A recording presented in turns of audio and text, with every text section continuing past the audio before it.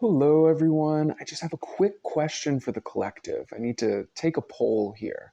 My question is, have you experienced crazy timeline shifts in the month of July? Like, if you take an inventory of your Julys, is that your hotspot for quantum leaps? I don't know what to call it, but shifts, portals opening, winding up in a new dimension, whatever you want to call it.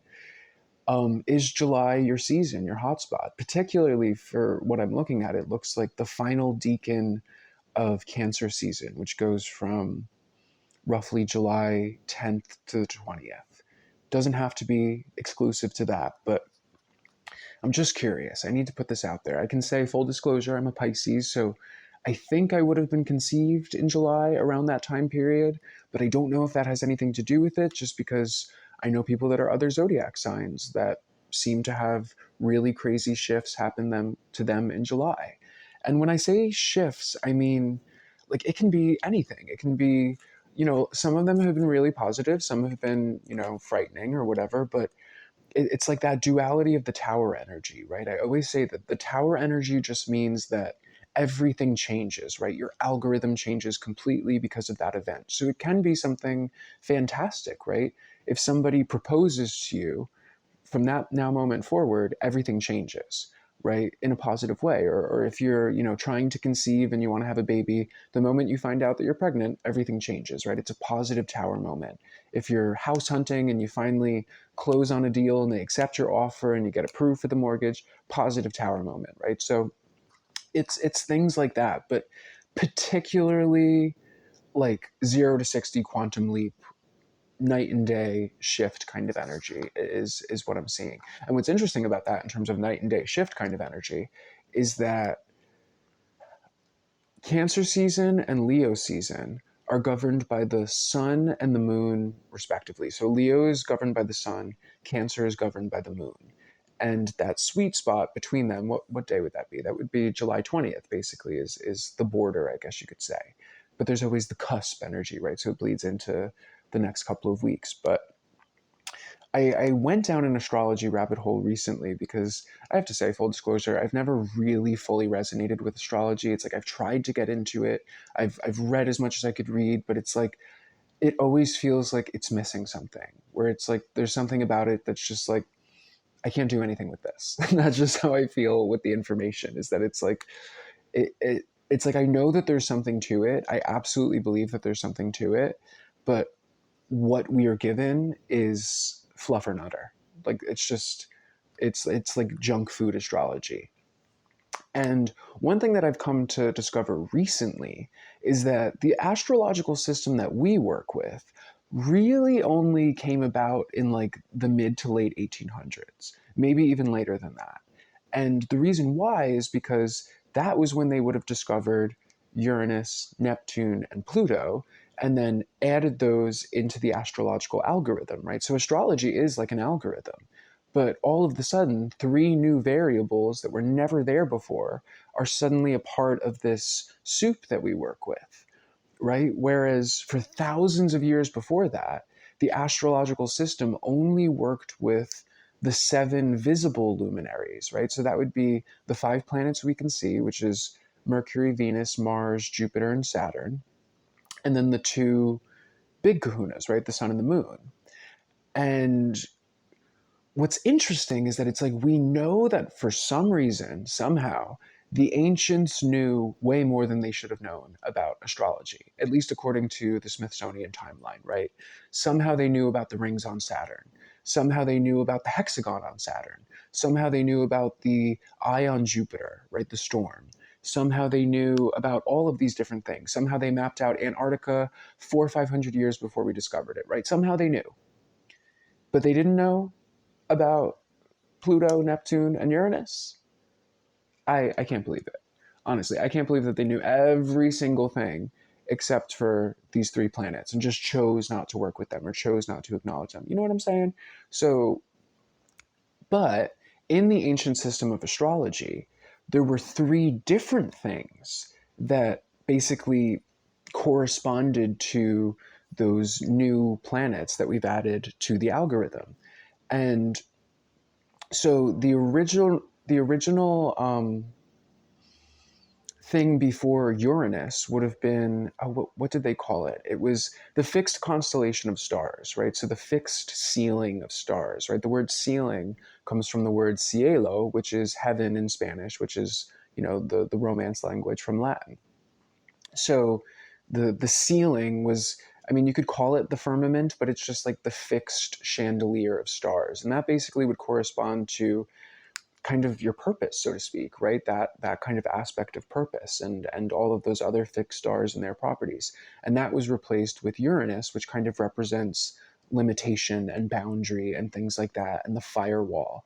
And then beyond Uranus, there was what they called the primum mobile, which kind of would have corresponded to the Divine Mother, could have become like a Mary type of archetype, just because it's very much so the womb. It's the shell of the cosmic egg, right? So it's called the primum mobile, or the prime movement, because it itself doesn't exactly move, but it is the thing that moves everything else, right? So it's like the shell of the egg, and it's fixed, and it's kind of described as like a gel layer or a crystalline substance. So if you've ever, done remote viewing in terms of trying to exit the construct, and there's like a jelly layer, I know Lisa and the group, we've seen things like that in the past, right?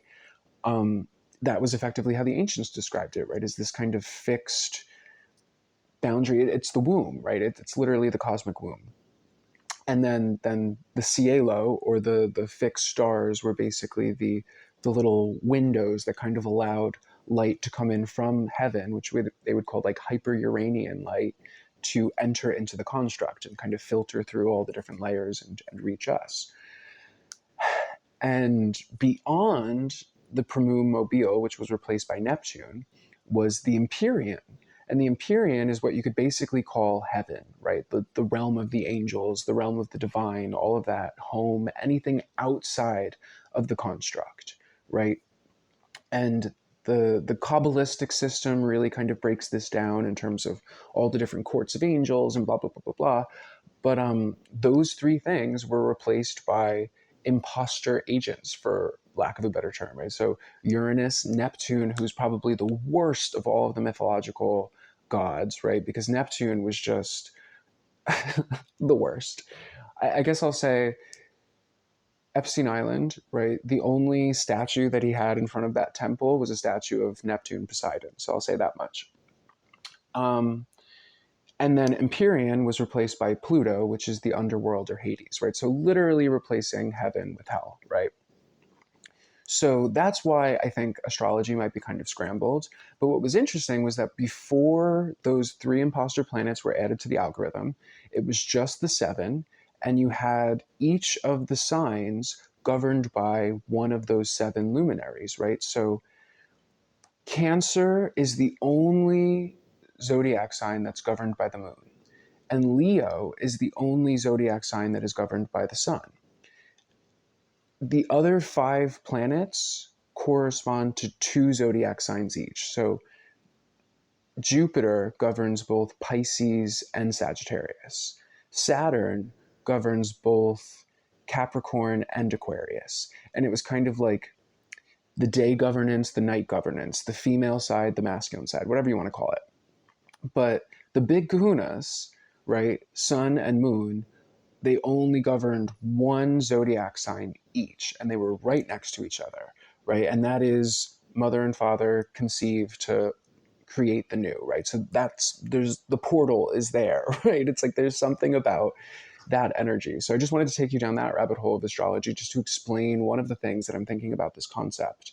And then the other thing to understand is that it's like the order in which those planets were listed is not the same as the order that they would be listed in today, right? In terms of, today that we work with the distance from the sun, right? So that algorithm is based on Mercury, Venus, Earth, Mars, et cetera, et cetera. The way that the ancients ordered things was, first they depicted it basically like an onion, right? So in terms of like concentric circles, I'm just going to draw like what I mean by that in case anybody needs a visual.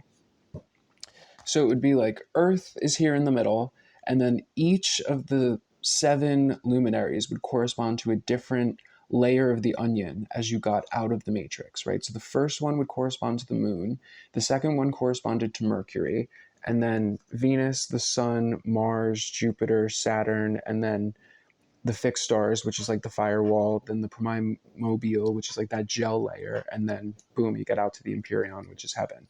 And that was Jacob's ladder. That was the sequence that you had to go through. You had to go through all of those different courts. And the reason why they were put in that order is because it had to do with the speed of their orbits, right? So the orbit of Saturn, which is the furthest one out on this ladder, is about 30 years. And the orbit of the moon is about 30 days, right? So the moon is 30 days, Mercury is about 90 days, Venus is like a little bit less than a year, then the sun is a year, the Mars is like a year and a half, so forth and so on, right? So that was the sequence, right? That you kind of had to like integrate or grasp each of these celestial intelligences in order to ascend the ladder and exit the construct and blah blah blah. And they didn't think of them as planets, they thought of them as planes, right? Planets, you could call them, right? Like there's a brand of donut that's really tiny and they call them donuts, right? So it's like a plane, like a tinier plane of heaven, a planet.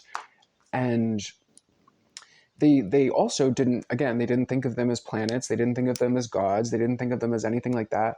They saw them as celestial intelligences, right? And each of these intelligences corresponded to an aspect of our intelligence, right? So Mars would have to do with like that kind of fight or flight active principle. Venus would have to do with the intelligences of the 5 senses, right? So the earthly senses, taste, touch, smell, hearing, etc. Mercury would have to do with the intelligence of transaction and value and everything that has to do with, I feel like there's a better word. I guess you could say communication and things like that, but it's exchange. It's like, it's something to do with like the principle of exchange and correspondence and so forth and so on. But I'll do another video that really kind of blows all of that up. But I kind of wanted to share that as just one of the reasons why I'm very interested in this season. And it has to do with that astrological system, which predates the other one that we currently work with, which has nothing to do with anything, basically. It's its own algorithm that corresponds to the nonsense universe, I guess, right? Because the other thing, too, is if you're familiar with Vedic astrology, the difference between Vedic astrology and Western astrology is that it uses accurate sun sign information, right? So basically, it's like just because you're a Pisces in Western astrology, it's like the sun didn't actually rise in Pisces that day. It rose in Aries or something like that. You know what I'm saying? As we shift, the sun rises in different signs. But it's like, clearly that should be relevant to my astrology, right? It's like if the houses have shifted completely, it's like, why are we not integrating that, right? It's like, again, there's something to everything that we've been given that seems very incomplete or misleading or blah blah blah blah blah. But that's what I got for you. The real question is, what the heck is going on in July? What is July like for you? If it's not July, what is your shift season? And that's pretty much all I got. So I'll see you guys at the next one. And I hope you have a great week. Bye.